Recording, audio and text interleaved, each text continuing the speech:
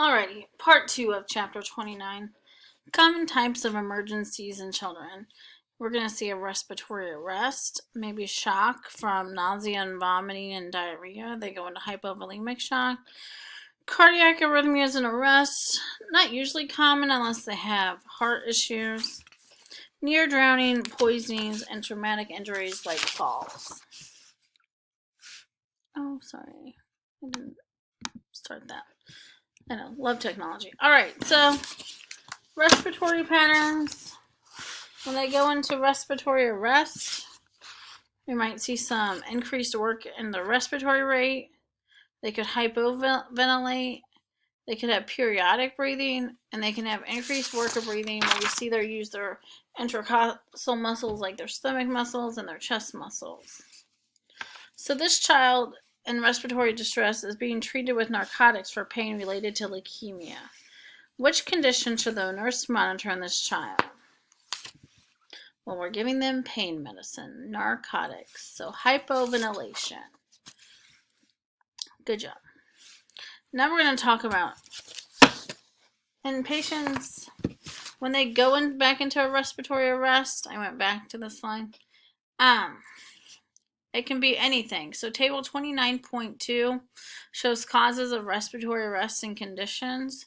So the upper airway, they could have a foreign body stuck in there. Say they shoved a quarter up their nose and it's lodged in their upper airway, gets stuck. Or they could have croup, lower airways, asthma, bronchiolitis. Non-respiratory origins, they can have HIV. They could have a neurological. If they're having a seizure, we're worried about their airway. They can have chronic illnesses from prematurity, cystic fibrosis, bone marrow transplants. They could be a diabetic. They could have cardiac issues, congenital cardiac problems, or it could be traumatic.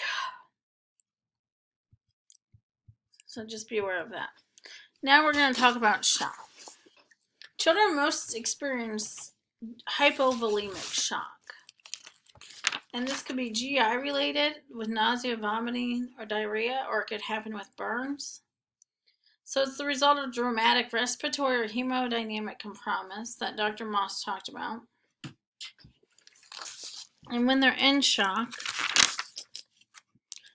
they can have hypotension, brady, or tachycardia. They're going to have respiratory distress. They're going to have delayed capillary refill and weak distal pulses because everything is being shunted to the major organisms.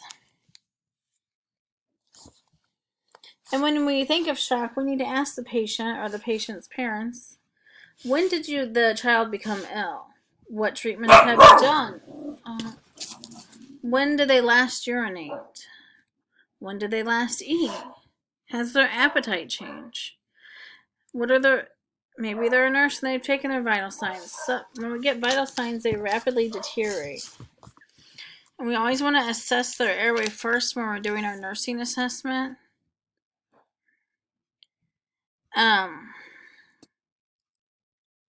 What was I going to say? You're going to check their hydration status, check skin texture. Decreased elasticity is associated with hypovolemic states, that's but is usually a late sign. They can also have a fracture, which could be causing shock. How are we going to manage this? We're going to obtain IV access. We're going to use large bore catheters. We're going to give that 20 mils per kilogram as a bolus as fast as possible. If they're septic, we're going to insert maybe a urinary catheter. Watch their cardiovascular status. Make sure they have good peripheral pulses. Check their mental status to see if it's improving. And the goal for urine output when they're in shock, it may not be good initially, but over the next couple hours is 1 to 2 mils per kilogram per hour. So they're going to need lots of fluid if they're in shock. They also might need some antibiotic if it's septic shock. So be aware of that. They may need some vasoactive to improve cardiac output. Dopamine can be given, or epinephrine is epinephrine is a powerful vasoconstrictor. All right, our patient can go in.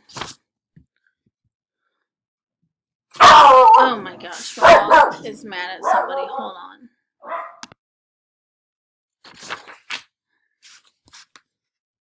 Okay, so I'm back.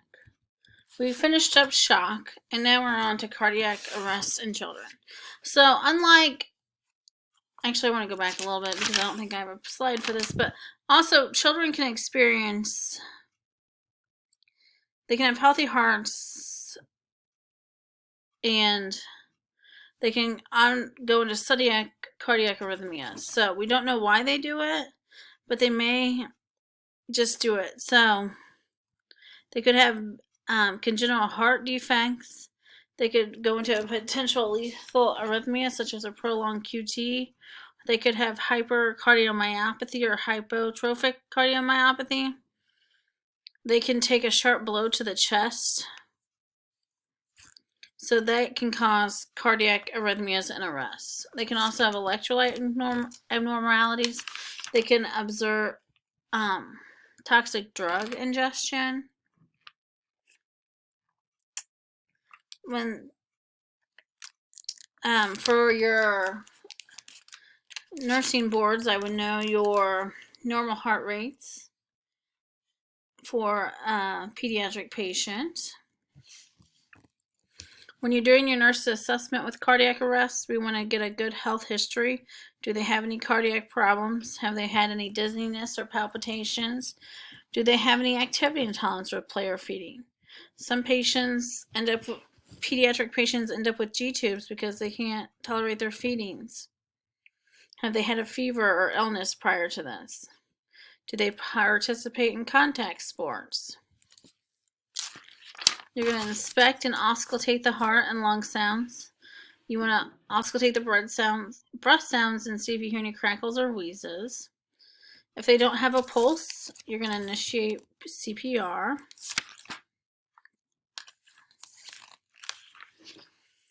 And then when they come to the emergency department, we want to do some lab work. And this includes electrolyte and glucose levels. Maybe they're hypovolemic. Maybe they're hypoglycemic, not hypotensive. We want to do a CBC and a BMP, which is part of their electrolytes. And this table is found on page 1129 in your book. We're going to do blood cultures if we think they have an infection. A urinalysis, maybe they overdosed or took a toxic drug that can be detected in the urine. They can have diabetes, protein, or glucose. We might need an ABG initially and then do one later to see if there's changes. Toxicology panel to see if there's toxic ingestions. An EKG to assess the cardiac rhythm. We're going to do a chest x-ray of the heart. And that, if there are respiratory issues, we also want to do ABGs or cat blood glasses, which I already mentioned. A pulse oximeter. Might want to get a CT and think if there's something severe like a tumor or foreign body in there. This talks about the adult health chain of survival, but the pediatric one, we want to prevent cardiac injuries and arrest, like I said in the beginning. We want to initiate CPR.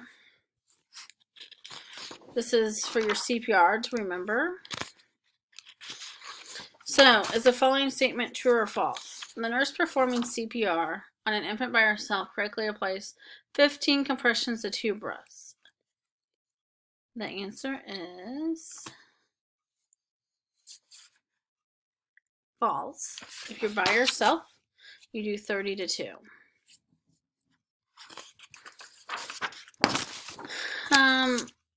I just left this on there. You can read it. I want to go over there's not a slide, but just remember, if they're drowning, we talked about that with the adult. These same things apply for the child. So, where did the incident occur when they drowned? Were they in a lake, river, ocean, or swimming pool? Were they submerged in a toilet? Did someone witness it? Was it fresh water, salty, cold, warm? Was the water contaminated? What was done at the scene when EMS brings the patient in? Was CPR initiated? Do they have a cervical spine injury? Also, if you're going to intubate people, you want to know when they sometimes last ate because it could cause them to vomit. All right, so for poisoning, toxic indigestions, we want to ask some questions. What did the child experience? So, what did they ingest? Do we know what they ingested? Did they inhale it or ingest it? What did they take? Does the caregiver have the medication bottle if it was a medicine? What time did they ingest it? We also, every time somebody comes in with a toxic ingestion, we need to call poison control, and they'll fax you like what you need to do and how long you should watch for the patient for, because all of this has been studied. They may have hypotension if they took grandma's blood pressure pills, or hyper. You also want them to bring in the medicine bottle because hopefully maybe the child was just carrying it, and grandma knows she takes the medicine faithfully every day and there's no pills truly missing. You want to monitor their ABCs, give priority to that, their airway, breathing, and circulation. Activated charcoal may be given. We don't really give that a lot anymore, but just be aware that it's available. They could occasionally do dialysis if it's bad enough. We can give them naloxone to reverse respiratory depression. If they're having seizures, we need to do that. Next page. So in reviewing, what happens during a pediatric emergency? Well, we're the trauma nurse and we're going to save them. We need to do a brief ABC, your primary survey, airway, breathing, circulation. We want to assess our patient and perform life-saving measures make sure those are instituted. We need to know what was the mechanism of injury. So if the little boy is in a car and they hit their head, or were they restrained? Did they have the right, if they were under the age of 2, were they in their child harness? Were they wearing their seatbelt? So just be aware of that. Was the child immobilized? If they experienced a fall, who witnessed the fall? How far did they fall from? And you also want to know their developmental stages as they come in. Can mom answer questions? Does the child babble? Do they talk? So just be aware of that. You need to make sure the story matches the injury. I talked about physical exam, your primary survey, then your secondary, which is neurological and exposure.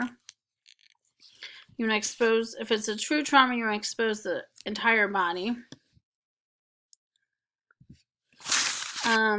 Remember, your primary survey starts with airway, then breathing, then circulation. We talked about lab testing. We're going to get a CBC, complete blood count, complete metabolic panel, an EKG, chest x-ray. If they maybe need a CT, they might need an MRI of their head if it's severe enough. If they have a head or spinal injury, you want to use the jaw thrust maneuver or cervical spine stabilization. You want to know your rate of CPR for kids. If we need to intubate, if we need to give fluids, how much fluids are we going to give per kilogram? 20 mils per kilogram. What does PAL stand for?